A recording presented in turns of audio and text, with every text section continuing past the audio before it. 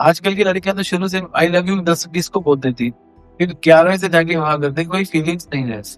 क्योंकि फीलिंग्स नहीं रहती इसलिए विवाह टिकते नहीं। सीता मैया जीवन भर राम जी को नहीं निकाल पाई, निकाल पाई नहीं निकाल पाई। इनफैक्ट अब राक्षस जाति में आ जाओ, मंदोदरी के आ जाओ, मंदोदरी रावण की पत्नी थी, वो भी रावण को नहीं निकाल पाई जीवन में। एक पत्नी को अपने पति में दृढ़ विश्वास होना चाहिए। असुरिया में क्या होता है, लड़का कहता मैं लड़का हूँ 25 लाख रुपया, इसको कहते हैं असुर विवाह। जब आप डिमांड करके लड़की ले रहे हो, और कलयुग में ये सबसे ज्यादा प्रचलित है। कई लोग तो पहले डिमांड करते, कभी डिमांड करके लड़की नहीं लेनी चाहिए। राक्षस विवाह होता है जब आप जबरदस्ती करते हो, किसी से पैसा लेना है, तू पैसा नहीं अपनी बेटी दे दे, धर्म परिवर्तन क्यों कहा के ले, दैट इज कॉल्ड पिशाच विवाह। ये 7 प्रकार के विवाह शास्त्रों में बताए।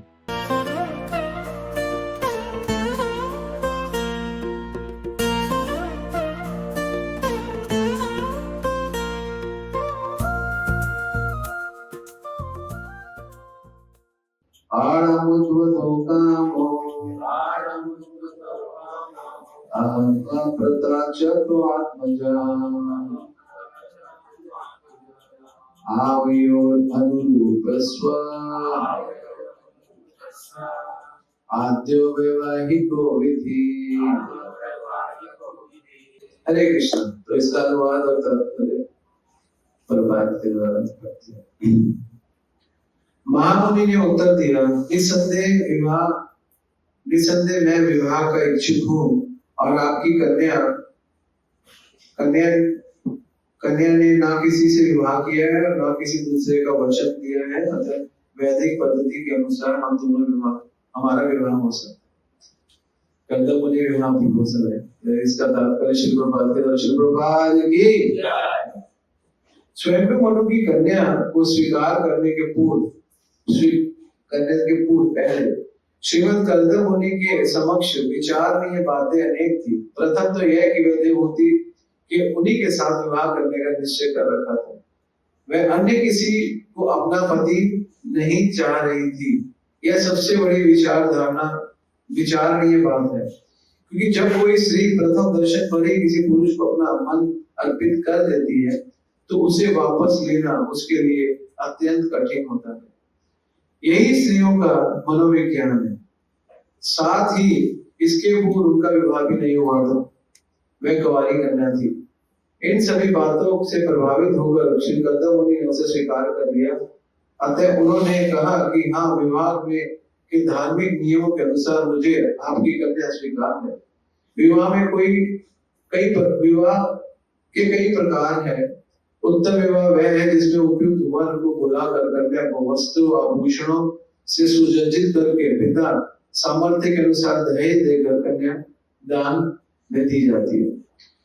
विवाह के अन्य प्रकार भी है, यथा गंधर्व विवाह तथा प्रेम विवाह, इन्हें भी विवाह माना जाता है। यदि कोई कन्या बलपूर्वक हार ली जाती है और आगे चलकर वह पत्नी के रूप में स्वीकार कर ली जाती है, उसे भी विवाह माना जाता है। किंतु श्री कर्दम मुनि ने विवाह की उत्तम प्रणाली स्वीकार की, क्योंकि कन्या का पिता चाह रहा था और वह कन्या भी योग्य थी। उसने किसी अन्य के साथ प्रेम नहीं किया था। श्री कर्दम मुनि इन सभी बातों से प्रभावित होकर स्वयंभू मनु की कन्या को ग्रहण करने हेतु राजी हुए। हरे कृष्ण। श्री भागवत महापुराण की कर्दम मुनि मनु की महासंवाद की। ये प्रसंग बहुत अलग है। मंदिर में बहुत ब्रह्मचारी होते हैं, तो उनके लिए ये प्रसंग बहुत अलग है। विवाह की चर्चा हो रही है और गृहस्थ भी है, तो उनके लिए तो चर्चा ठीक है, लेकिन वास्तव में सबके लिए चर्चा ठीक है।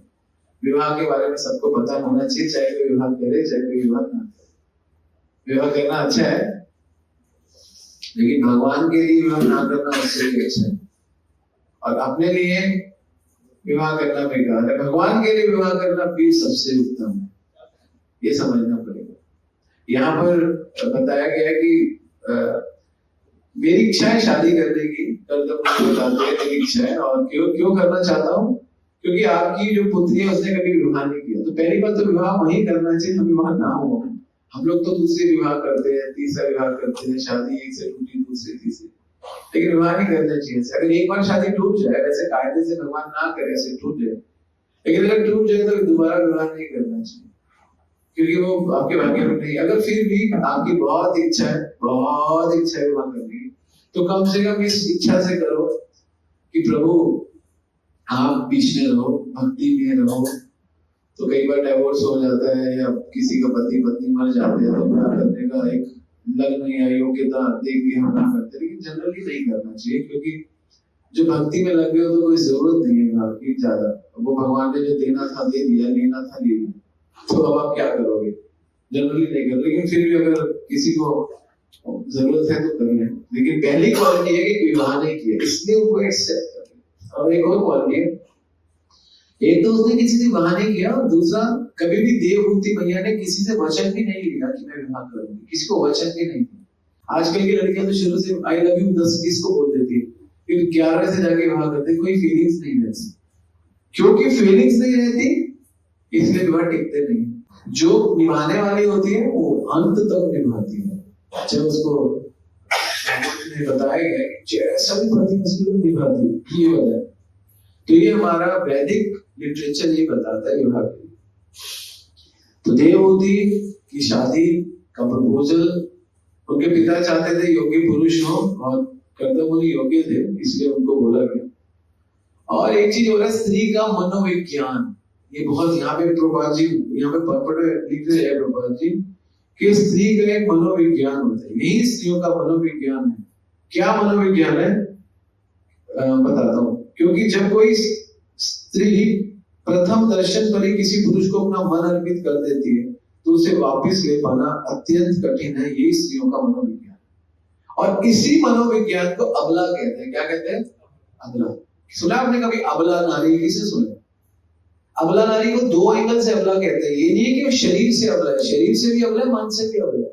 उसमें बल है, उसके मन में भी बल नहीं है, उसके शरीर में बल नहीं है। शरीर में तो बल है नहीं, आप देखते हो है ना, कि वो वजन नहीं उठा पाती पुरुष जितना, उतने मेहनत नहीं कर सकती उतना। और मन से, मन का भी उनका मनोविज्ञान नहीं है। अगर गलती से कोई स्त्री किसी को अपना मन दे दे, किसी को दे दे, तो निकालना उसके लिए मुश्किल होता है। पुरुष देखो, पुरुष लंपट होता है, मिनट में मन लगाता मन निकालता, मन लगाता मन निकालता। लेकिन स्त्रियां, अब कलयुग की स्त्रियां तो बड़ी व्यभिचार स्थिति में आ गई है, वो बात अलग है। लेकिन जनरली जो कलयुग की स्त्रियों से पहले जो स्त्रियां थी, वो उनका मनोविज्ञान था। राम सीता मैया जीवन भर राम जी को नहीं निकाल पाई, नहीं निकाल पाई। इनफैक्ट अब राक्षस जाति में आ जाओ, मंदोदरी पे भी आ जाओ। मंदोदरी रावण की पत्नी थी, वो भी रावण को नहीं निकाल पाई जीवन में। स्त्रियों का मनोविज्ञान। अब आप रुक्मणी ने बचपन में कृष्ण कथाएं सुनी, कृष्ण को मन से नहीं निकाल पाई। मनोविज्ञान है, अगर एक चीज घुस गई तो निकालना मुश्किल, बहुत मुश्किल। लेकिन आजकल हम ये नहीं कहेंगे आजकल, लेकिन स्त्रियों का जो मनोविज्ञान, उनका मन बहुत कमजोर रहता है, इसलिए पुरुष उसके मन का फायदा भी उठाते हैं, उसको पागल बनाते हैं, उसको इमोशनली ब्लैकमेल करते हैं, तो ब्लैकमेल हो जाती है। और क्योंकि जब स्त्री का मन कमजोर होकर पुरुष उसको अपने कब्जे में कर लेता है, तो जब मन कब्जे में आ गया तो उसके तन को कब्जे करने में उसको कोई दिक्कत नहीं होती, क्योंकि मन के हिसाब से ही तन चलता है। तो फिर पुरुष उसको कुछ भी गलत कर सकता है। लेकिन कर्दम मुनि सब जानते हैं, ही नोज एवरीथिंग, सब कुछ जानते हैं पूरा। उनको उधर देखा, इसका कहीं मन नहीं लगा, अंदर का स्कैन कर लिया, इसकी लाइफ में कोई पुरुष नहीं। कर्दम मुनि बहुत बड़े थे, उनसे उम्र बहुत बड़े थे, और वो इतनी सुंदर पतिव्रता थी, इतने बड़े पति के साथ भी उसने बहुत सुंदर निभाया। एक इच्छा करी उसने पूरे जीवन में। भागवत कहते हैं कि पूरे जीवन में एक इच्छा करी। क्या इच्छा करी थी देवहूति ने? कोई इच्छा नहीं करी कभी करता मुझे रसगुल्ला ला के दो, मुझे गाड़ी घुमाओ, मुझे ये नथिंग। एक इच्छा करी थी। क्या करी थी?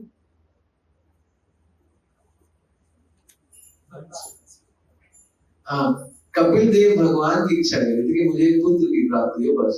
और ये तो एक जायज इच्छा है। अगर स्त्री को संतान की इच्छा है तो गलत नहीं है ना। उसका मातृत्व जो है, उसका जो मदरली लव अफेक्शन है, वो तो उसको डिजायर में रखना पड़ेगा। लेकिन उसके अंदर भी काम नहीं है कि काम के माध्यम से नहीं है। कपिल तो भगवान है, कपिल तो भगवान का अवतार है, वो तो काम से थोड़ा आने वाले। भगवान काम से नहीं आते, भगवान प्रेम से आते। किसी के घर में जाते हैं तब भी प्रेम से जाते हैं, किसी के हृदय में जाते हैं तब भी प्रेम से जाते हैं, किसी के मन में जाते हैं तब भी प्रेम से जाते हैं। तो देवहूति के पास है तो काम से नहीं है, काम से भगवान नहीं आते, काम से नहीं आते भगवान, याद रखना कि सोचे भगवान काम से। भगवान जब देवकी के घर में गए तो भी पहले वसुदेव के हृदय में आए, वसुदेव के हृदय से देवकी के हृदय में, देवकी के हृदय से ट्रेवल कर रहे तो ऊपर नीचे कभी गर्भ में कभी पेट में कभी, तो देवता लोग चकित हो गए। देवता लोग कहते हैं, देवता ने स्तुति कर दी, उसको क्या बोलते हैं, गर्भ स्तुति। देवता परेशान हो गए, क्या कर रहे हो आप Krishna, the worst place on the planet, अब वहां पे भी खुश, भक्त के लिए खुश, भगवान भक्त के लिए गर्भ में चले गए, गंदे गर्भ में चले अपने भक्त के लिए। तो गंदा गर्भ नहीं है, देवकी का गंदा गर्भ नहीं है। आपको रघुनाथ की स्टोरी पता है, कंचन वैश्य की, किसको पता है, पता है, कंचन वैश्य थी। जब रामानुजाचार्य, 2 मिनट में लेता हूँ इसको, रामानुजाचार्य जब भ्रमण करने गए चतुर्मास में, तो एक जगह बड़ी सुंदर जगह थी, वहां पर उन्होंने कीर्तन किया, कथा किया, बहुत सुंदर जगह पे यूज किया, एक जगह फ्लावर्स थे, बहुत बढ़िया गार्डन था, उसके अंदर एक हॉल था, वहां पर उसको यूज करके कीर्तन किया। तो उसके साथ वाला घर जो था वो कंचन वैश्य का था, वो वैश्य थी पेशे से, और वो घर भी उसका ही था जहाँ पे कीर्तन हो रहा था, वो घर भी उसका ही था। तो उसने वो नीचे आई और उसका हृदय कीर्तन करते ही, रामानुजाचार्य के कीर्तन से हृदय ट्रांसफॉर्म हो गया, और उनको अश्रफियां दी बहुत सारी सोने की, कि मेरी तरफ से आपको भेंट। इतनी अश्रफियां, आज के हिसाब से 15 करोड़ की अश्रफियां। तो देख के हैरान हो गए। रामानुजा कह रहे, क्या दे रहे हो मुझको, कहते ये मेरा जीवन भर की जो कमाई है, आपको 80% दे दी, 20% रख लिया अपनी जीवन की। तो बोला तुम करती क्या हो, बोलती है मैं वैश्य, वो भी टॉप क्लास वैश्य, सारा जो भी आसपास के 100 गांव के लोग मेरे पास है, हम टॉप क्लास वैश्य, बहुत सुंदर थी, और किसी का भी मेरे से मन नहीं भरता। सब लोग मेरे को एक बार, जैसे कोई कन्या से किसी का मन भरता, किसी का नहीं भरता, तो बड़ा प्राउडली बता रही थी। लेकिन मुझे आज मेरा मन टूट गया इस जगत से, मुझे आप अपना शिष्य बना लो, मेरे को कुछ नहीं चाहिए, मैंने सारी जो मैंने कमाया जिसके लिए मेरे को लालच था, सब आपको अर्पण कर, मुझे यही कीर्तन चाहिए। अब वो क्या करे, वैश्य की कमाई नहीं है, वैश्य वो कहती मुझे गुरु शिष्य बनाओ और मेरी कमाई भी। उसने बोला भाई मैं तो फंस जाऊं। उसने बोला ऐसा करो, ये तुमने मुझे दिया, मैंने रख लिया, इसको मैं तुम्हारे पास डिपॉजिट करके जा रहा हूँ। और बोला रंगनाथ जी के लिए, क्योंकि श्रीरंगम के पास ही, रंगनाथ जी के लिए मुकुट बनाओ। क्या बनाओ, मुकुट, सुंदर सा मुकुट बनाओ, और इसी जितने अशरफियां उसका बनाओ। उन्होंने सोचा अगर रंगनाथ जी ने ग्रहण कर लिया तो हो गया ग्रहण, मैं करूँ ना करूँ। और उसने बोला मुझे शिष्य रूप में स्वीकार करो। बोलो तुम तो वैश्य हो, तुम पहले तो 4 नियम नहीं करती, कहती मैं आज से ही प्रण लेती हूँ, रोते रोते बोलती मैं आज से प्रण लेती हूँ, मैं किसी पर पुरुष का संग नहीं करूँ। बिल्कुल सच्ची घटना है, कोई आर्टिफिशियल 300, 350, 400 साल पुरानी घटना। मैं ना शराब, जो 4 रूल होते हैं, no meat eating, no intoxication, no illicit sex and no gambling, मैं कुछ नहीं करूंगी, और नाम जप करूंगी, बिल्कुल करूंगी। अब इतना जबरदस्त मैंने देखा, इतना डिटर्मिनेशन तो मैंने आज तक किसी में नहीं देखा, ऐसा डिटर्मिनेशन। तुमको सोचा मैं इसको ग्रहण करूं नहीं करूं, ग्रहण करूंगा तो समाज है, नहीं करूंगा तो रघुनाथ जी कहेंगे कोई इतनी शनागत हो गई तेरे पास है तो मैं क्या करूं। फाइनली उसको अपना शिष्य बना लिया, लोगों ने कहा वैश्य को शिष्य बना लिया, और बोला मैं 4 महीने के लिए जा रहा हूँ, 4 महीने में रंगनाथ होगा तो ये लेकर आ जाइए मुकुट। 4 महीने बीत गए, रंगनाथ जी के टेंपल में वापिस आ गए रामानुजाचार्य, लेकिन वो वैश्य नहीं है। 5 महीने बीत गए, 6 महीने बीत गए, वैश्य आई नहीं। और पीछे से लोग कह रहे देखो वैश्य को दीक्षा दे दी, हर कोई, क्योंकि रामानुजन को कुछ बोल तो सकते नहीं है, लेकिन पीछे लोग बोलते थे देखो वैश्य को दीक्षा दे दी, ऐसे बड़े वैष्णव बनते हैं, ये करते हैं, वैश्य को कौन दीक्षा देता है, वैश्य से स्वीकार कर लिया है ना, ये फलाना, बहुत निंदा हो गया। 6 महीने बीत गए। अब तो रामानुजाचार्य को लगा शायद ऐसे ही मैंने गलती करी, उसको शिष्य बनाया, उसके मन में शायद वो आ गया, भेद आ गया, उसने सारी की सारी प्रॉपर्टी अपने पास रख ली, उसने नहीं देना था। 7 महीने बीत गए तो वैश्य आई, और वैश्य मुकुट लेकर आई।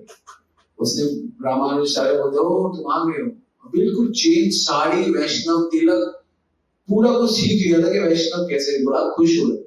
वो देखो तुम्हारे वैष्णव, लोगों को दिखाते हैं, जो लोग देखो ये वैश्य थी ना, देखो भगवान की भक्त बन गई, सबको ग्रहण करना चाहिए। तो ये मैं मुकुट लाई, उसे बोला इतना टाइम क्यों लग गया? तो जैसे ही मुकुट को उठाया बोला जितना वजन तुमने मुझे दिया था ये तो उससे ज्यादा वजन है। कहते आपने मुझे बोला था कि रंगनाथ जी का मुकुट बन जाए, आपने मुझे साइज दिया था रंगनाथ जी का, उस साइज में मुकुट बन जाए तो इसको बना लेना, नहीं तो आपने बोला था कांसा वासा डाल देना। लेकिन मैंने कांसा नहीं डाला क्योंकि मेरे पास और भी सोना पड़ा था, मैंने वो डाल के पूरा मुकुट बना दिया। मैंने अपने पास कुछ भी नहीं रखा, मेरे को लगा रंगनाथ जी को पूर्ण समर्पित होना है तो पूर्ण दे देते। बहुत प्रसन्न हुए रामानुजाचार्य। रामानुजाचार्य ने कहा चलो तुम मेरे साथ गर्भगृह में, क्योंकि स्त्रियों को गर्भगृह मंदिर में जाने की अनुमति नहीं, वो भी वैश्या थी तो सुधर गई। पहला दरवाजा खुल गया, दूसरा खुल गया, तीसरा खुल गया, चौथा, 7 दरवाजे थे पहले, अब तो रास्ता टेढ़ा मेढ़ा कर दिया। लेकिन आज से 30-25 साल पहले भी जो रंगनाथ गया वो सीधे 7 दरवाजे, जब तो रास्ता ही खुलते हैं, लोग बढ़ गए। पहला दरवाजा, दूसरा, तीसरा, चौथा, 5वां दरवाजा खुल गया। जैसे ही 5वां दरवाजा क्रॉस करने लगी तो उनको रजो दर्शन, जो स्त्रियों को मंथली होता है, तो वो शुरू हो गया। 5वें दरवाजे पे आ गए और रोने लग गए, रंगनाथ जी आप मेरा इसे स्वीकार नहीं करना चाहते, आप मुझे इतना, मैं क्या इतनी बुरी हूं, मैं इतनी बेकार, अंदर जाने से रोने लगी। और बोला ये लो मैं तो पति हूँ, मेरे से शायद लेना नहीं चाहते। रामानुजाचार्य कहते आप ही जाके इनको रंगनाथ जी को पहना दो। और रोते रोते रोते रोते, क्योंकि स्त्री को मर्यादा पता है कि मैं अगर पीरियड्स में हूँ मैं अंदर नहीं जाऊंगी। रोते रोते बाहर आए और जैसे ही रंगनाथ जी को मुकुट पहना रहे थे, रंगनाथ जी मुकुट ही नहीं पहने, 4 बार मुकुट को गिरा दिया, 4 बार। और वो हैरान हो गए और रोने लगे रामानुजाचार्य। उसकी तो बात अलग है, आप, मुझे समाज का डर नहीं है कि समाज मुझे वापस स्वीकार करे, आपने मुझे स्वीकार नहीं किया, आपने मुझे रिफ्यूज कर दिया रंगनाथ जी, आपने मुझे बेकार कर दिया। मेरे को ये चिंता नहीं है, मैं आपके लिए कर रहा हूं और आप मुझे स्वीकार नहीं करें, मैं यहीं पे मर जाता। घंटी उठाई, घंटी उठा, क्योंकि और कोई औजार नहीं था, तो रामानुजाचार्य ने कहा कि घंटी उठा के अभी अपना गर्दन काट लेना।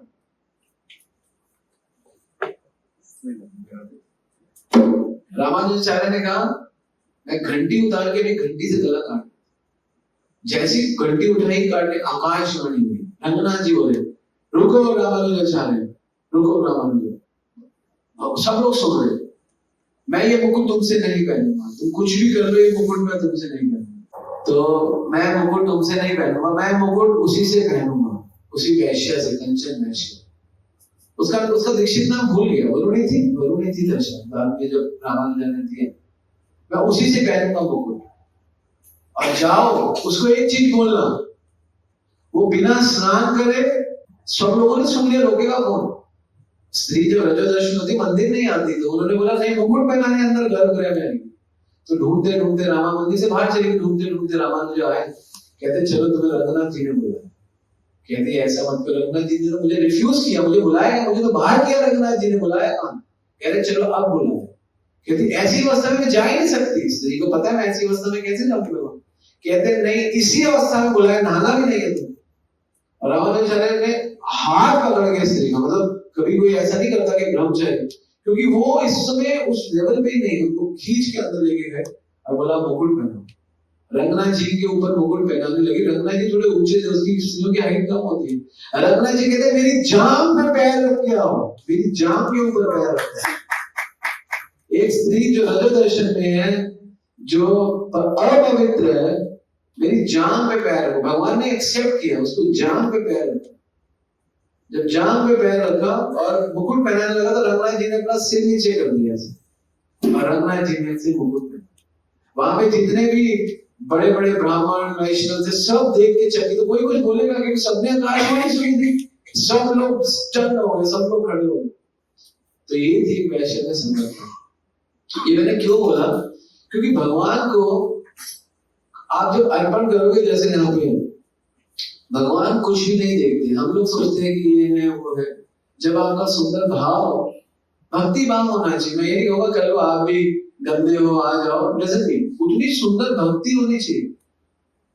उस माता के पास, उस कंचन वैश्या के पास इतना सा जो रखा था, वो भी उसने भगवान की सेवा, भगवान ने देखा सब कुछ दे दिया, सब कुछ दे दिया, कुछ भी नहीं रखा। भगवान ने कहा जो सब कुछ मुझे दे रहा है, तो मैं उसको सब कुछ क्यों ना दूं।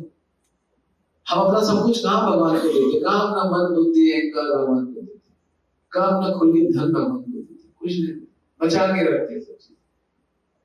तो भगवान ने उस कंचन काश्यप को, सबसे बड़ी चीज भगवान ने उसको जिस स्थिति में किया, और भगवान कहते हैं इसकी डेट नहीं थी, इसकी तो डेट 10 दिन बाद आई थी, मैंने जान के इसको अभी डेट दी। जैसे स्त्रियों का दिन होता है ना, तो वो तो गई थी इसी एंगल से कि तो मेरे दिन बहुत है, 10 दिन बाद मेरे दिन है, लेकिन भगवान ने उसी समय दे दी, जान के दिए भगवान ने उसको, कि देखने के लिए कि देखो मैं उसको ग्रहण करूं, और उन्होंने ग्रहण किया। तो जब भगवान ग्रहण करने पर आते हैं तो इस जगत में कोई भी चीज अपवित्र नहीं, क्योंकि भगवान जिस चीज को ग्रहण करते हो अपवित्र ही पवित्र हो जाती है, भगवान उनको एक्सेप्ट करते हैं। तो कर्दम मुनि के प्रसंग से क्या है, कर्दम मुनि देवभूति कोई वो नहीं देख रही कि वृद्ध है, ये क्या है, कोई कमी है कि कोई नहीं, बस भगवान की आज्ञा समझ के। और उस स्त्री ने कभी किसी को ग्रहण नहीं किया, और जिस स्त्री ने सबको ग्रहण किया, क्योंकि वैश्य तो कितनों को ग्रहण करती है, भगवान ने उसको भी ग्रहण, क्योंकि जिस क्षण इस जगत को ग्रहण करने की तृष्णा और वासना निकल जाए, उसी क्षण भगवान आपको मिल जाए। ये बात नहीं है, आपके अंदर ये जो तृष्णा और जो गंदी भावना है संसार को ग्रहण करने की, वो निकालनी है। तो यहाँ पर आगे पापड़ में विवाह के बारे में लिखे, कुल मिला के 7 प्रकार के विवाह होते हैं जो शास्त्र में बताए गए। सबसे बढ़िया विवाह होता है ब्रह्म विवाह, जिसमें पति रेडी, पत्नी रेडी, माता पिता दोनों पक्ष के रेडी, सब कुछ ऑन द टॉप, और दहेज भी दिया जाता है, सब कुछ दिया जाता है, और यथारूप मांगता कोई नहीं, दिया जाता है। एक होता है दान और एक होता है कन्यादान। आपको पता है दान, कन्यादान का 3 दान, बहुत प्रकार के दान, लेकिन 3 दान को बहुत बड़ा दान कहा गया, कन्यादान, गौदान और गौ कन्यादान, कन्यादान, गौदान और एक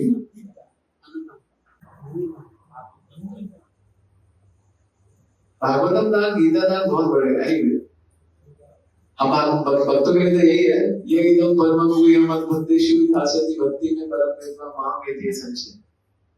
तो ज्ञान का दान, हाँ भागवतम, ये 3 दान महत्वपूर्ण है, किसी को ज्ञान दो, किसी को गौ दो, और किसी को कन्या, 3 दान को महादान बोला।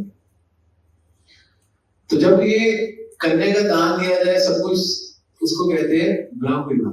ब्रह्म विवाह के बाद होता है देव विवाह।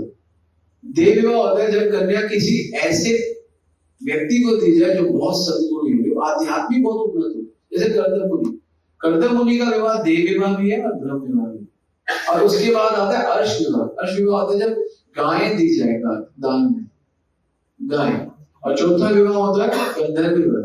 गंधर्व विवाह मींस लव मैरिजेस, आजकल के उसमें कि जब फैमिली में भी रेडी हो या ना हो, लेकिन लड़का लड़की दोनों रेडी। जैसे भगवान कृष्ण ने रुक्मिणी को हरण करके विवाह किया, तो गंधर्व विवाह, क्योंकि फैमिली रेडी नहीं है ना। रुक्मी जो था, रुक्मिणी का भाई, वो रेडी नहीं था, और बलराम जी भी पूरे रेडी नहीं थे, लेकिन भगवान बात बोलते हैं तो मानना पड़ता है। तुम क्या करता रहता है, कृष्ण तो फंसाएगा, हाँ फंसो, चलो चलो करो कुछ। दैट इज कॉल्ड गंधर्व विवाह। गंधर्व विवाह के बाद होता है असुर विवाह। असुर विवाह में क्या होता है, लड़का कहता है मैं लड़का हूँ, आई एम डिमांडिंग, जैसे बनिए लोग करते हैं, 11 लाख का लड़का है, 25 लाख रुपया, इसको कहते हैं असुर विवाह। जब आप डिमांड करके लड़की ले रहे हो, हमने लड़के को पहला बड़ा किया है, तुम्हारी लड़की हमारे घर में आएगी, दैट इज कॉल्ड असुर विवाह शास्त्र। और कलयुग में ये सबसे ज्यादा प्रचलित है। कई लोग तो पहले डिमांड करते, कभी डिमांड करके लड़की नहीं लेनी चाहिए, उसको असुर विवाह कहते हैं। फिर उसके बाद होता है राक्षस विवाह।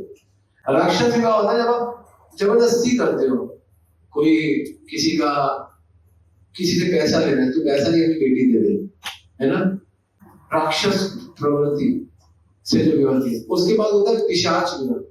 पिशाच विवाह ये नहीं होता कि किसी की लड़की को रख लिया या किसी के बदले लड़की ले ली, उठा के ले गए ये आप कोई धर्म परिवर्तन उठा के ले गए, दैट इज कॉल्ड पिशाच विवाह। ये 7 प्रकार के विवाह शास्त्र में बताए, लेकिन जो ये विवाह है ये सबसे सुंदर ब्रह्म विवाह, देव विवाह। ये वही है, क्योंकि देवता के समान थे कर्दम मुनि, तो देवता के समान करके ऑफर किया। जब ऑफरिंग मूड हो, जब when you have an offering mood, you are in an offering mood, आप ऑफरिंग मूड में चीज देते हो, वो बहुत सुंदर होता है। आपको पता है ऑफर करने में क्या फायदा है? ऑफर करने में ये फायदा है कि आप मन से करते हो, मन से। बेशक ठीक है, थोड़ा थोड़ा पीछे अपना होता है कि भगवान को खिलाएंगे हमको मिलेगा, लेकिन फिर भी कहीं ना कहीं आप विधि पालन कर रहे हो। तो ये ऑफरिंग था, क्योंकि ये जो देवहूति ऑफरिंग है, ऑफरिंग कर्दमुनि। आपको पता है कितना सुंदर अरेंजमेंट किया था। जब यहाँ से गए तो एक चटाई, चटाई कहते क्या कहते हैं उसको, जिसपे रावण लेके जाता है सीता को, पिया को लेके जाता है, कालीन, लेकिन उसको क्या कहते हैं, उसका एक नाम है शायद, भूल गए। उसमें लेकर सब जगह घुमाया कर्दमुनि, सब जगह घुमाया, स्वर्ग घुमाया, ये घुमाया, वो घुमाया, अपनी पत्नी को सब घुमाया। तो ये कर्दमुनि जी में इतनी शक्ति थी। और कर्दमुनि में ये भी शक्ति थी कि ओल्ड एज से कैसे यंग एज में कन्वर्ट हो जाए, वो भी शक्ति थी। तो ये होता है सारा। शास्त्रों में, भागवत में देवहूति को जब मैत्रेय मुनि और विदुर जी के बीच में संवाद होता है, तो मैत्रेय मुनि विदुर जी तीसरे स्कंद में जब देवहूति संवाद कर होता है, देवहूति की बात होती है, तो मैत्रेय मुनि विदुर जी को कहते हैं कि ये जो देवहूति है ये साध्वी है, ये और कोई नहीं है। बहुत सुंदर श्लोक है, मैं श्लोक बताता हूँ। पितृभ्याम प्रसते साध्वी पति इंगत गोविद नित्यं परिचरित प्रीत्या भवानी भवम प्रभुम।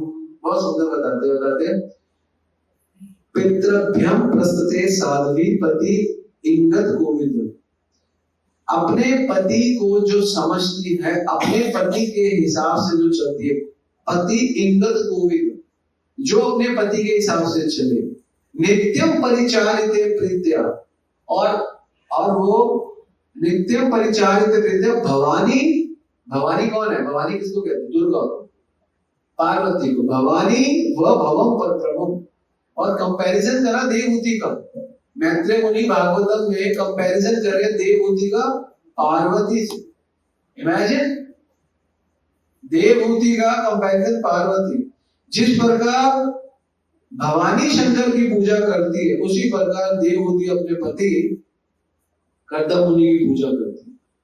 पति परायण, साध्वी मतलब पति परायण स्त्री।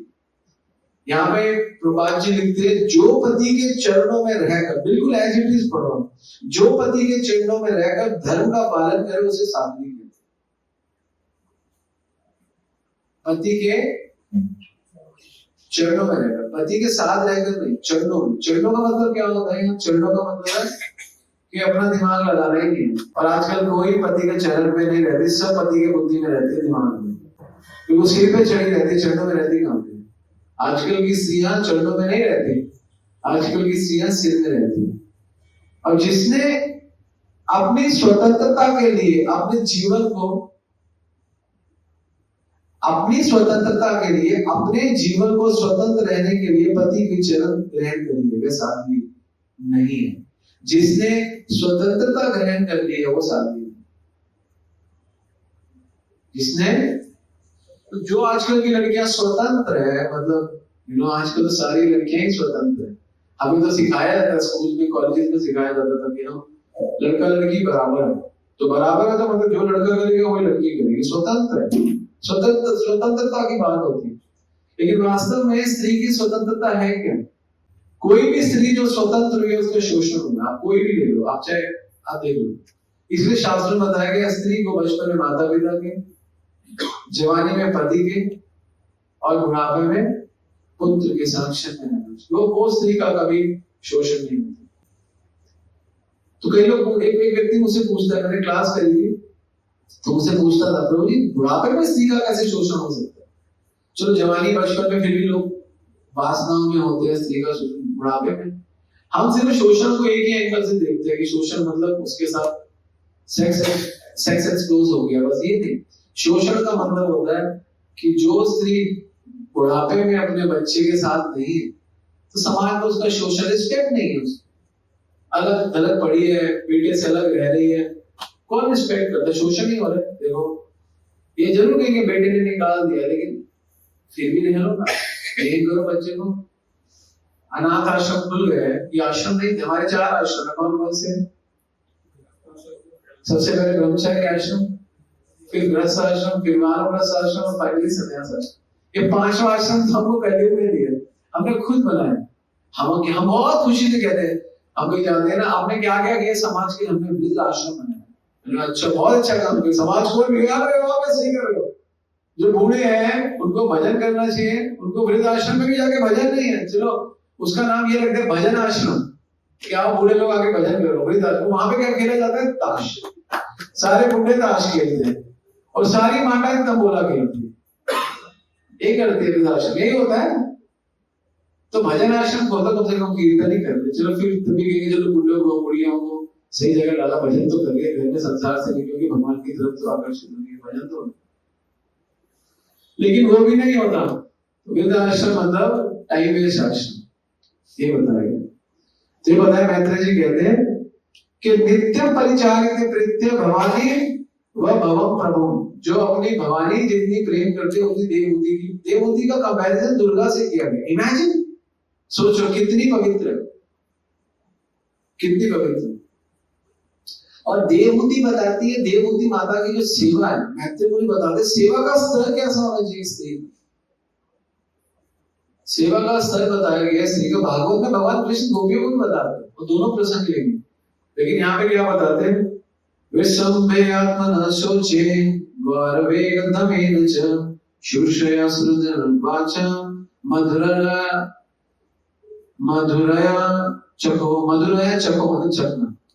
तो पहले बताया गया विश्वम्भे आत्मनः शोचे, तो पत्नी पति की कैसे सेवा करे और कैसे सेवा की, यहाँ पे बताया गया विवस्वेन मतलब होता है, यहाँ पे बताया गया विश्वास के साथ सेवा करनी चाहिए। विस्मेन आत्म सोचें, एक पत्नी को अपने पति में दृढ़ विश्वास होना चाहिए।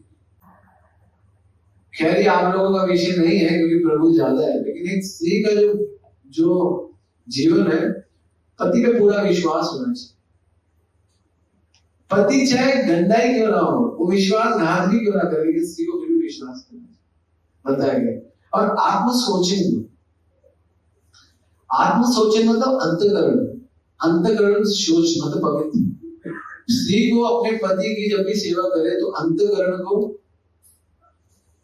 शुद्ध रखना चाहिए। तो यहाँ पे बताया गया है अंतकरण शुद्ध का मतलब क्या होता है, दो चीजें नहीं होनी चाहिए, एक कपट और एक विकार। कपट और विकार में क्या फर्क है, जब जीवन में विकार आने लगते हैं, विकार मतलब आपका कोई टेस्ट डेवलप हो गया, विकार आ गया तो कपट करने लगे, तो आपका आत्म सोचे खत्म हो गया, आप अंतकरण आपका दूषित है। अच्छा कोई मुझे क्विकली बताए, यहाँ पे मैं देखता हूँ कौन बुद्धिमान है, हम अपने विचार को, मन में विचार आता है, उस विचार को कैसे शुद्ध कर सकते हैं? फॉर्मूला है किसी के पास? फॉर्मूला भगवान का नाम लो, बहुत टाइम से लिए फिर भी आता है, छोड़ो। और बताओ मोटा फॉर्मूला, अगर ये आप समझ गए जीवन भर आपके मन में गंदा विचार नहीं है, 1000% नहीं है, कौन बताएगा? कोई स्मरण तो करते हो फिर भी गंदा विचार आता है? नहीं, सिर्फ स्त्री के लिए नहीं कह रहा, बहुत विचार आते हैं, धोखे के भी विचार आते हैं, पैसा का भी विचार आता है, पोजीशन का भी, मेरे सम्मान नहीं हुआ विचार आता है।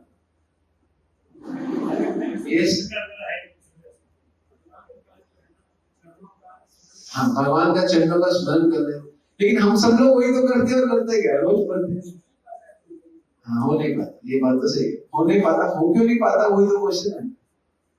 प्रॉब्लम ये नहीं है कि आपके मन में गंदा विचार आते, ये प्रॉब्लम नहीं है, ये आएगा पुराने संस्कारों से आएगा, रोक नहीं सकते। प्रॉब्लम ये है जान के जो गंदा विचार लाते हैं ना, वो गंदा है। आप जान के गंदा विचार मत लाओ, गंदा विचार है आने दो, लेकिन हम जान के सोचते हैं, अरे उस लड़की के बारे में जान के सोचते हैं, मेडिटेट करते हैं उस लड़की के बारे में, जान के उस व्यक्ति के बारे में, जान के गंदे, जब हम जान के जो विचार गंदा लाते हैं, जान के, वो दुखी देते हैं। जो मन में पुराने आ रहे वो आने दो, नाम लेते रहो, धीरे धीरे फीड हो जाएगा। फिर जो हमारा जो आदत है ना बार बार गंदा विचार लाने की, वो आपके विचार को शुद्ध नहीं होने, तो बस और कोई तरीका नहीं, हरि नाम में तो पूरी सक्षमता है। तभी आचार्य कहते हैं धर्म उतना करो जितनी यथाशक्ति, अधर्म पूरा छोड़ो।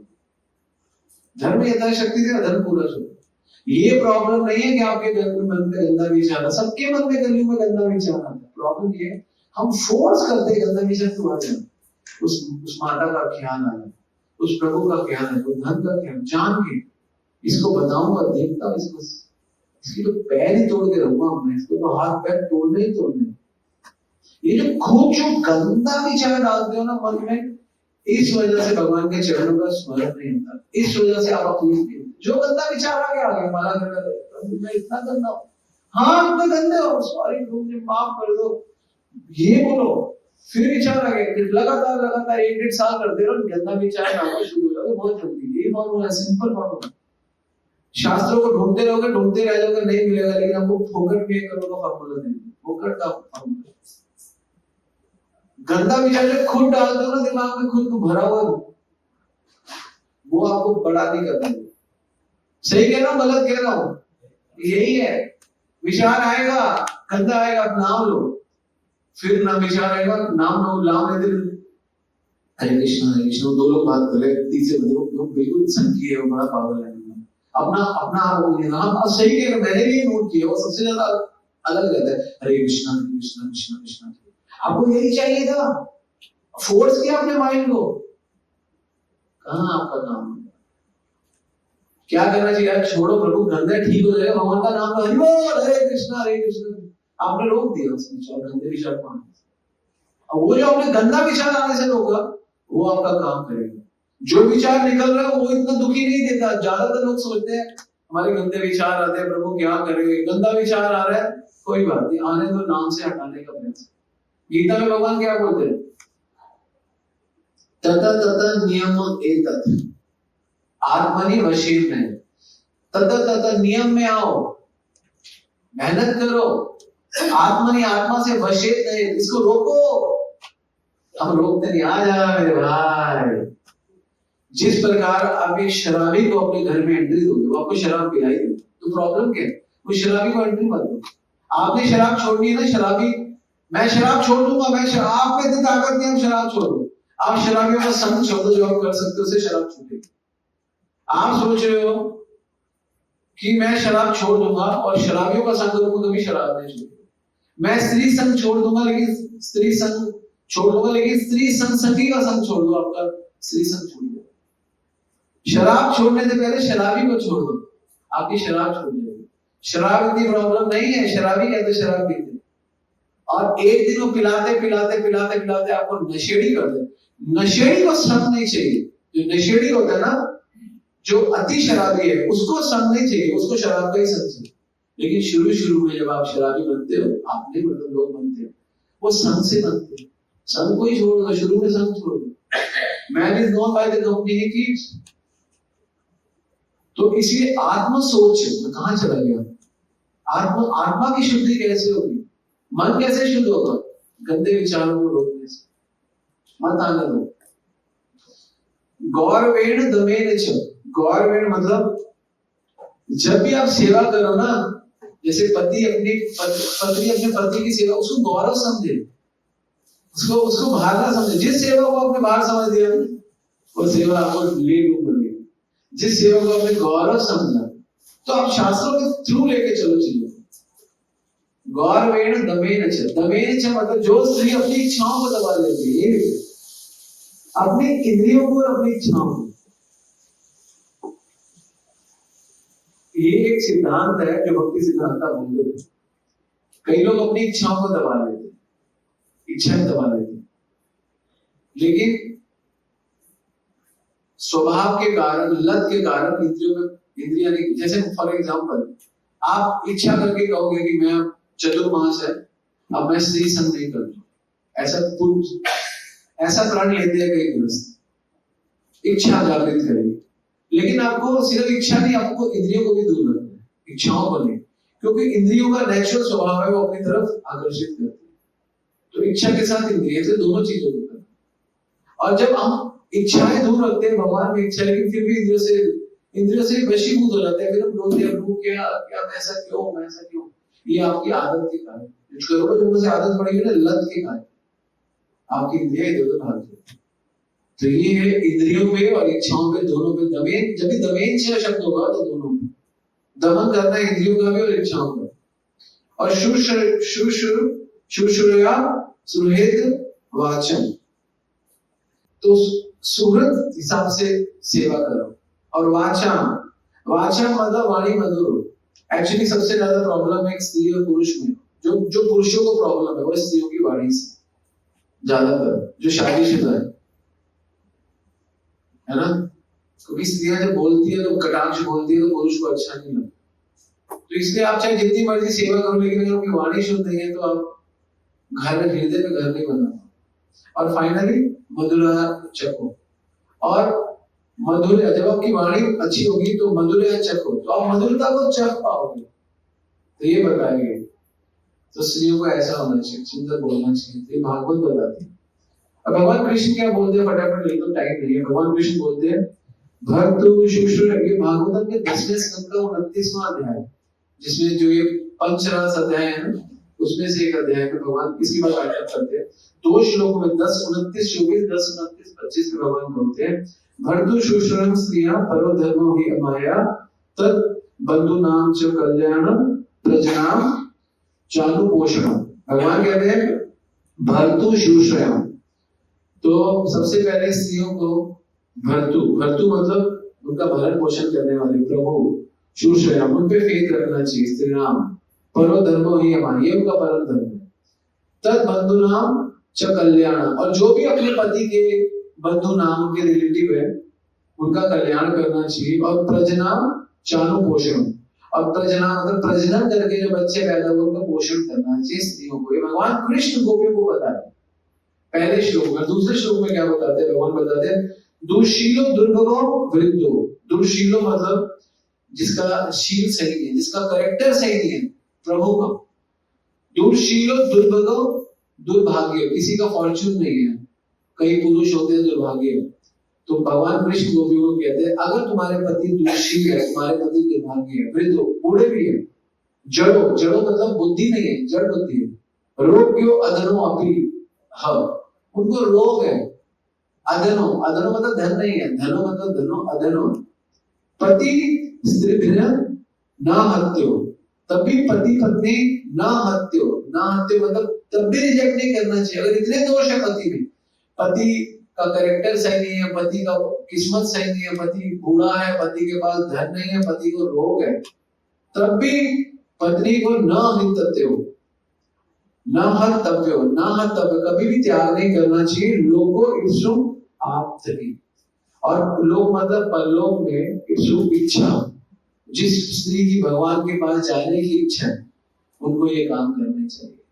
इसलिए के बारे में बताया, इसलिए शास्त्रों में स्त्रियों के बारे में बताया गया बहुत सुंदर। पति रोगी हो, बूढ़ा हो, करेक्टर गिरा हुआ हो, तो भी स्त्री को उसकी सेवा करनी है, तभी उसको लोग को मिलेगा, वरना नहीं। लेकिन आजकल की स्त्रियां बहुत दूषित है, आजकल की स्त्रियों को कोई ज्ञान नहीं है। आजकल की स्त्रियां कहती है variety is the mother of enjoyment, कि इस पुरुष में ये सुख है, इस पुरुष में वो सुख है, किसी के पास धन है, किसी के पास तन है, किसी का मन है, किसी में ये है, किसी में वो है। हमारे सनातन धर्म में बोला गया पतिव्रता पत्नी, पतिव्रता ना व्रता, व्रता मतलब क्या होता है, जो व्रत धारण करे। व्रत का मतलब क्या होता है, उपवास, जो हमेशा उसके पास रहे, व्रत धारण करे, वही पत्नी। तो पत्नी को और किसी कारणवश किसी का पति छूट जाए, किसी का पति मर जाए, तो कभी भी किसी परम पुरुष की चिंतन में नहीं करना चाहिए, कभी भी नहीं करना चाहिए। इसलिए देखो भागवत तो यही कहती है अगर पति चला गया तो पत्नी को कभी पंखे में नहीं खींचना, ठीक है, ओके फाइन। और ये पति के लिए भी है, अगर पत्नी चली जाए, पति को भी अगर भक्ति करे तो कोई जरूरत, किसी की जरूरत नहीं। हम लोगों ने अपनी जरूरतें बनाई है, सबको एक ही व्यक्ति की जरूरत है, कृष्ण। बाकी सब जरूरतें हमने बनाई, बाकी जरूरतें हैं नहीं, और सबको भगवान की जरूरत है। अभी क्या बोलते हैं, सीताराम सीताराम सीताराम कहिए, जाहे विधिरा के राम, जाहे विधिरा के राम, जाहे विधिरा ही जाहे विधि राखे राम ताहे विधि रखिए, सुख दुख लाभ हानि मान हानि सहिए, जाहे विधि राखे राम।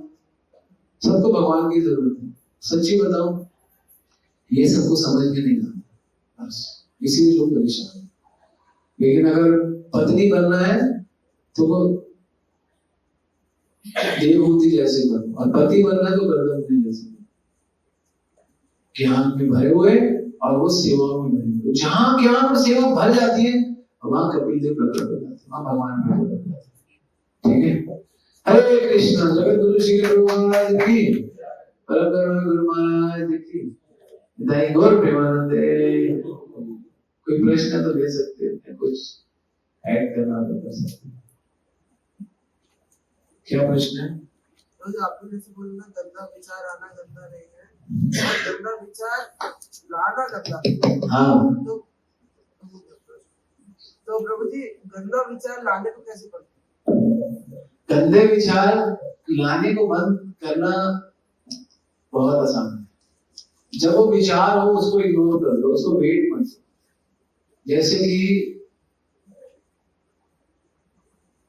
किसी में कमी दिखती है, कमी तो है, उस कमी से उसकी निंदा करना गलत है, लेकिन उस कमी से अपने आप को बचाना ठीक है।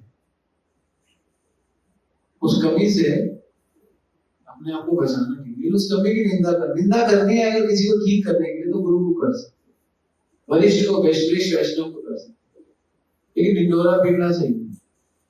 समझ गए?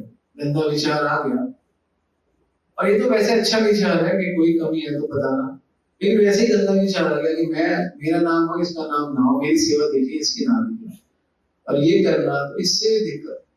इसने जो किया इसकी सेवा देखिए, मैंने जो किया मेरी सेवा देखिए, हमें इससे दुख नहीं है, हमें इससे कुछ नहीं। ठीक है, नाम वाला में फर्क नहीं पड़ता, हमें अपने काम से फर्क पड़ता है, दूसरे काम से क्या फर्क पड़ता है। ये सिद्धांत। ठीक है, हरे कृष्ण।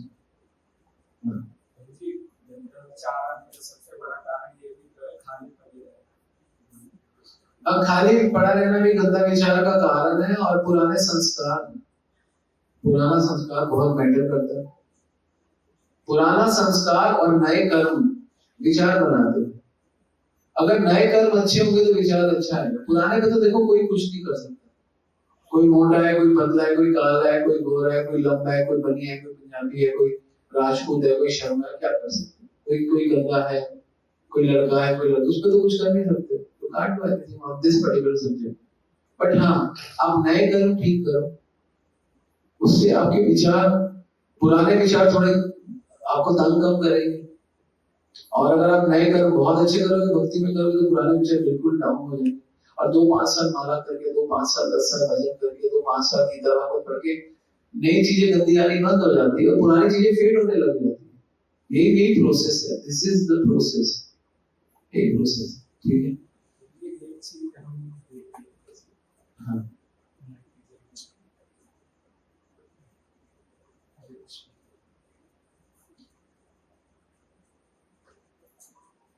हरे कृष्णा। तो प्रभु जी एक चीज देखिए, जब हम सेवा में रहते हैं या कहीं भी जाते हैं ट्रिप पे, तब 1% भी विचार नहीं आते बेकार के, जैसे धाम जाते हैं आपके संग में या गुरु के संग, तो तब तो बिल्कुल भी नहीं आते। लेकिन खाली पड़े मतलब किसी को भी आ जाते हैं, जैसे अब 1% भी नहीं आया भागवत सुनते हुए। हाँ, तो तभी तो बोला कि नित्य भागवत सेवया भगवती उत्तम श्लोके भक्ति होती। यही तो इससे एक चीज समझ जाओ कि भगवान की सेवाओं में लगे रहो, तो भगवान की कथाओं में, कीर्तन में लगे रहो तो पवित्र। लेकिन कितनी देर तक रह सकते हो? जितनी देर, मैं कहता हूँ भगवान के नाम से लोग कहते हैं पवित्र होते हैं, भगवान की कथाओं से पवित्र होते हैं। चलो कोई बाद में पवित्र नहीं हुआ, कम से कम उतनी देर तो होता है जितनी देर सुनता है। माना भी बाहर निकलते 1 घंटे बाद से गंदा विचार आएगा, लेकिन 1 घंटा जब तक कथा सुनी तब तक तो नहीं है। यही हमारी जीवन, धीरे धीरे 1.25 घंटा होगा, फिर 1.5 घंटा, 2 घंटा, तो कथा सुनते रहो, उसको स्मरण करो, कथा के स्मरण से आ जाना। ठीक है, सेवाओं में लगे रहो ना। आप सेवाओं में लिप्त रहोगे तो नहीं होगा। अभी आप मुझे मिले वहां पे हैं हरिद्वार में, सेवा में लगभग डिस्ट्रीब्यूशन कर रहे थे लोग, जब महाराज ने निर्जला एकादशी रखा तो मैं वहीं पे था 2 दिन, तो प्रभु जी वहीं पे थे, वहीं पे लगे रहे 2 दिन, तो सेवा में तो क्या है, इनका दिमाग इधर उधर भागे, सेवाएं छोड़ेंगे तो किस संसार में इनका भी भागता होगा, जब खाली होते हो भागते हैं, संसार खींचते आ जाओ, बेटा आ जा, तो मेरा ही तो है, राजा माया कहते हैं मेरा ही है, आ जा, तो बिजी रहना ही तो बेस्ट, इसलिए पढ़ते रहो। मेरे को जो मेरा दिमाग थोड़ा सेट बिगड़ता है, सेटिंग में, तो भागवत खोल देता हूँ, पढ़ने लग जाता हूँ, गीता पढ़ने लग जाता हूँ, ठीक हो जाता है, 10-15 मिनट में ठीक हो जाता है। सेवाओं में भागते रहो, दौड़ते रहो, कुछ करते रहो, सो जाओ, माला करके सो जाओ, तभी दिमाग नहीं भटकेगा। मैं तो ये कहता हूँ, दिमाग को भटकने से अच्छा है कि कम से कम सो ही रहो, दिमाग को गर्म में पड़ना है, लेकिन सोते हुए ऐसा नहीं किसी का ख्याल करते, भगवान का कहते हैं, ये भी जरूरी, ठीक है, हरे कृष्ण।